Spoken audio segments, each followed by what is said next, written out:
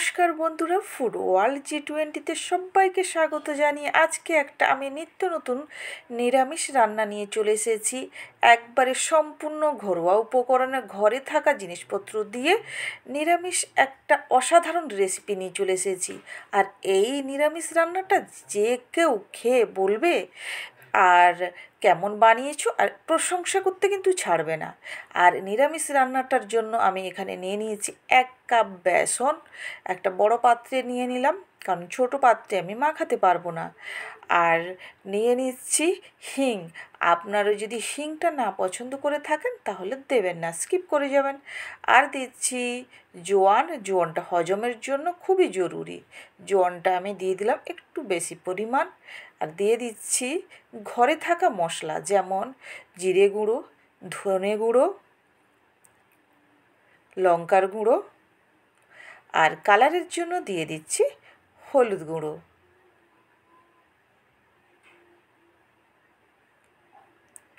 এরপরে দিয়ে দিচ্ছি আমি এলাচ গুঁড়ো, আর দিয়ে দিলাম আধা চামচ আদা বাটা। এরপরে দিয়ে দিলাম লবণ, হিং খুব সামান্য পরিমাণ, আর দিয়ে দিচ্ছি 1 চামচ সাদা তেল। দিয়ে চামচ দিয়ে মাখিয়ে নিচ্ছি, চামচ দিয়ে তো আর মাখানো হয় না। এরপরে দিয়ে দিচ্ছি আমি জলটা মানে যতটা না দিলে নয় তেমন করে জলটা দেবেন। আর ডোটা হবে শক্ত। আমি চামচ দিয়ে জলটা দিয়ে করে নিয়েছি। আর সামান্য পরিমাণ জল লাগবে, আর একটু জল দিলাম। এরপরে আমি নয় পাতলা নয় খুব শক্ত, এবার হাত দিয়ে করে মাখিয়ে নেব।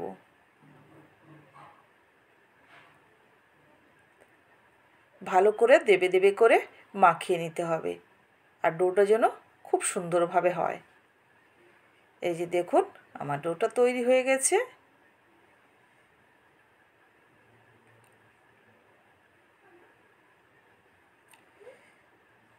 এবার এই ডোটাকে আমি ঢাকা দিয়ে রেখে দিব 15 থেকে 20 মিনিটের জন্য। এবার এদিকে আমি নিয়ে নিয়েছি ছানাটা আমি ঘরে দুধ মেরে লাল করে দুধ মেরে আমি ছানাটা ঘরে বানিয়ে নিয়েছিলাম। আপনারা চাইলে দোকান থেকে নিতে পারেন। এটা আমার ঘরে বানানো ছানা। আর গ্রেটার নিয়ে আমি করে নিচ্ছি।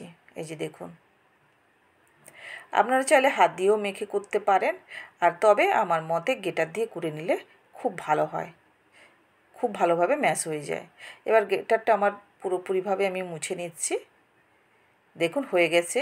এতে দিয়ে দিচ্ছি পরিমাণ মতো লবণ, চিনি 1 চামচ দিলাম, আর দিয়ে দিচ্ছি গোলমরিচ। আমি গোটা গোলমরিচকে গুঁড়ো করে নিয়েছি, দোকানের থাকলে দেবেন।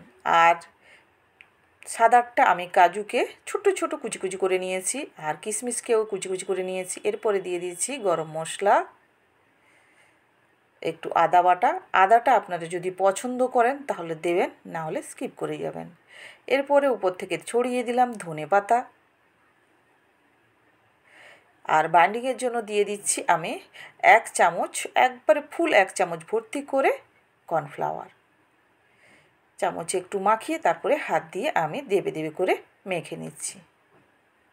এটা আমার পুর বানাচ্ছি আমি। দেখুন পুর রেডি। এবার হাতে আমি তেল নিয়ে নিচ্ছি, তেল দিয়ে আবার একটু খেয়ে নিচ্ছি। এই যে দেখুন আমার মাখানো রেডি। এবার আমি প্রথম হাতে গোল করব, তারপরে একটু লম্বাটে করব। এইভাবে করে নেব। দেখুন আমার এখানে 6 পিস, আমার মোট হয়েছে 9 পিস। এই যে দেখুন রেডি। আর তার মধ্যে একটু আমি পনির রেখে দিয়েছি, এটা পরে একটু কাজে লাগাবো। আর আমি যে বেসনের ডোটা করে রেখেছিলাম তার উপর থেকে, ড্রাই হয়ে গেছে যেহেতু, তার উপর থেকে একটু তেল দিয়ে দিলাম। দেখুন দিয়ে এবার ভালো করে মাখিয়ে নেব।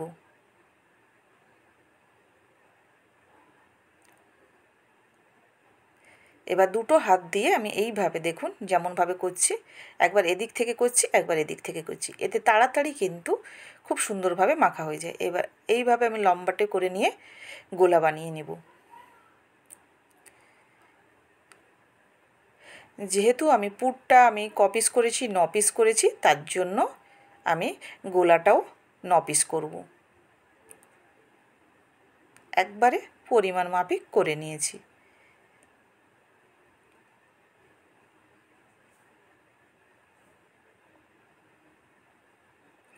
ছোট বড় হয়ে গেছিলো, তার জন্য আমি পুরোপুরি একবারে 9 পিস করে নিয়েছি। এবার গোলা করে নিব খুব সুন্দর করে। এই যে দেখুন এইভাবে গোলা করে নিচ্ছি। আর যারা আমার ভিডিওগুলো দেখছেন নতুন বন্ধুরা, তাদেরকে বলি আপনারা একটু আমাকে বন্ধু করে নোটিফিকেশনটা অন করে রাখবেন। নিত্য নতুন যাই খাবার দিব আপনাদের কাছে পৌঁছে যাবে। আর একটা লাইক শেয়ার করে দিবেন।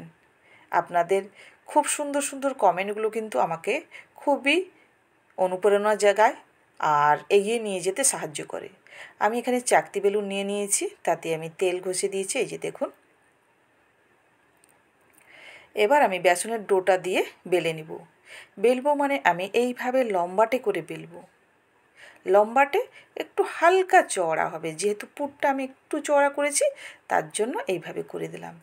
দিয়ে এবার এই যে পনিরের পুরটা নিয়ে এইভাবে রোল করে দিব। এইভাবে রোল করে দিব। দেখুন বন্ধুরা, দেখুন বন্ধুরা, হয়ে গেছে আমার 1 পিস। কতটা সুন্দর লাগছে এবং দেখেই মনে হচ্ছে না লোভনীয় ডিশ। এই যে দেখুন, আরেকটা আমি বানিয়ে দেখিয়ে দিচ্ছি। এইভাবে একটু লম্বাটে করে হালকা একটু চওড়া করে নিব। দিয়ে পনিরের যে পুরটা আমরা বানিয়ে রেখেছি লম্বাটে করে, তাকে ঢুকে এইভাবে রোল করে দেব। কেমন লাগলো আমার এই নিত্য নতুন নিরামিষ রেসিপির এই যে বানালাম, আপনারা নিশ্চয়ই জানাবেন। দেখুন সবগুলো বানানো হয়ে গেছে। এবার আমি এখানে 10-12টা মতো কাজু নিয়েছি। এই যে দেখুন, গ্রাইন্ডারে আগে এটাকে গুঁড়ো করে নিব। এই যে গুঁড়ো করে নিয়েছি। এরপরে দিয়ে দিচ্ছি 2টো কাঁচা লঙ্কা আর 1 বাটি টক দই। আর আমি যে পনিরের পুরটা রেখেছিলাম সেটাও দিয়ে দিলাম। দিয়ে এটাকে আমি একটা পেস্ট বানিয়ে নিব। দেখুন আমার পেস্ট রেডি হয়ে গেছে। কড়াইতে আমি তেল বসিয়ে দিয়েছি। সম্পূর্ণ এটা কিন্তু রিফাইন অয়েলে হবে, সরষের তেলে হবে না।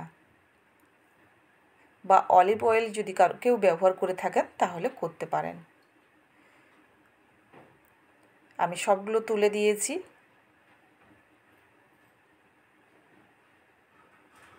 আর 15 বন্ধুদের জানাই অফুরন্ত ভালোবাসা আমার পাশে থাকার জন্য।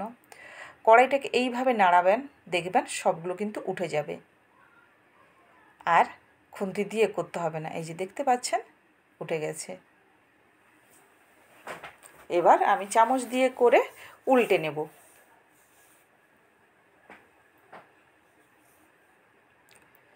বন্ধুরা আমার রেসিপিটা কেমন লাগলো নিশ্চয়ই কমেন্টে জানাবেন। একটা লাইক শেয়ার করে দিবেন আর অন্যকে দেখারও সুযোগ করে দিবেন। এই যে আমার উল্টানো হয়ে গেছে। এবার আমি ভাজাগুলো নামিয়ে নিব একটা প্লেটে। আমি প্লেটে নামিয়ে নিচ্ছি এক একটা করে। আর কে কোথা থেকে আমার ভিডিওটা দেখছেন নিশ্চয়ই কমেন্টে জানাবেন।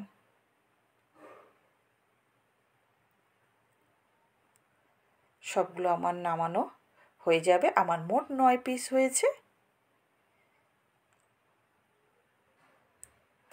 আর এই অবস্থায় আপনারা ভেজে করেও খেতে পারেন, খুব সুন্দর লাগে। আমি তেলটা কমিয়ে দিয়েছি। তারপরে দিয়ে দিয়েছি 4-5টা গোলমরিচ, লবঙ্গ 3টে এলাচ আর দারুচিনি।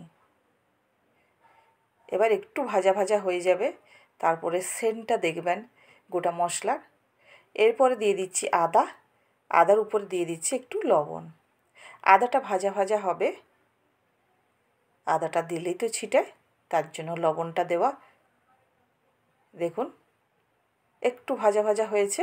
এরপরে দিয়ে দিব আমার এই যে মশলা করে রেখেছি সেটা দিয়ে দিলাম। মশলাটা দিয়ে একবার নাড়িয়ে নিচ্ছি। এবার এটা একটু ভাপে সিদ্ধ করে নিব মশলাটাকে।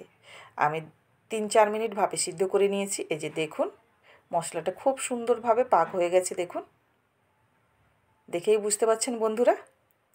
এরপরে আমি পানমৌরি বেটে রেখেছি। পানমৌরিটা আমার ছিল খুব পুরনো, তার জন্য কালারটা বন্ধুরা এরকম লাগছে। আর পানমৌরি দেওয়ার ফলে কিন্তু গন্ধটা খুবই মিষ্টি হয় বন্ধুরা। আর যেহেতু দই দেওয়া আছে চিনি লাগবে। আর আমি শুরুতেই লবণটা দিয়েছি, তার জন্য দিচ্ছি না, প্রয়োজন অনুযায়ী আপনারা দেবেন। এবার মশলাটাকে নাড়িয়ে নিচ্ছি আমি। দেখেই বুঝতে পারছেন বন্ধুরা মশলাটা কিন্তু হয়ে গেছে। এরপরে দিয়ে দিচ্ছি আমি গরম মশলা। গরম মশলাটা দিয়ে একটু ভালো করে আবার নাড়িয়ে নিব।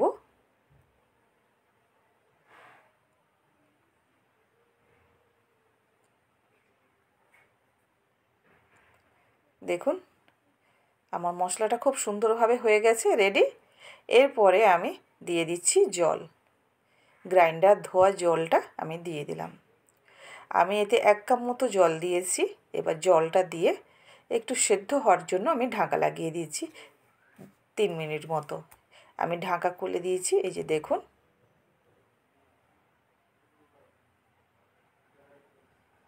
এবার আমি তুলে দিব। এই যে আমি তুলে দিলাম। তুলে দিয়ে ভালো করে একবার নাড়িয়ে নিব। নাড়িয়ে নিচ্ছি। দেখুন ভালো করে উপর নিচ একবার সুন্দর করে ডুবডুব করিয়ে দিতে হবে। তারপরে একটু ফুট উঠলেই ঢাকা লাগিয়ে দিলাম। ঢাকা 3 থেকে 4 মিনিট মতো আমি সেদ্ধ করে নিয়েছি। এই যে দেখুন ঢাকাটা খুলতেই বুঝতে পারছেন কতটা খুব সুন্দরভাবে সিদ্ধ হয়ে গেছে আর কতটা লোভনীয় লাগছে বন্ধুরা। নিরামিষ দিনে এমনভাবে যদি রান্না পাওয়া যায় তাহলে আর কি চাই। এবার দিয়ে দিলাম ধনেপাতা। আমার টোটাল সব কিছু দেওয়া কমপ্লিট, আর কিছু দেওয়ার মতো বাকি নেই বন্ধুরা। আমার কিন্তু রেসিপিটা অলরেডি রেডি হয়ে গেছে। আমি ধনেপাতাটা দিয়ে একটু নাড়িয়ে নিচ্ছি। আর নিরামিষ দিনে এমনভাবে যদি লোভনীয় রেসিপি থাকে আর কি দরকার হয়। দেখুন বন্ধুরা কতটা লোভনীয় হয়েছে। বন্ধুরা আমার রেসিপিটা কেমন লাগলো, সম্পূর্ণ নিরামিষ রেসিপিটা কেমন লাগলো নিশ্চয়ই কমেন্টে জানাবেন। ভালো লাগলে লাইক শেয়ার করে দিবেন আর পাশে থাকবেন। ধন্যবাদ। ভালো থাকবেন, সুস্থ থাকবেন। টাটা।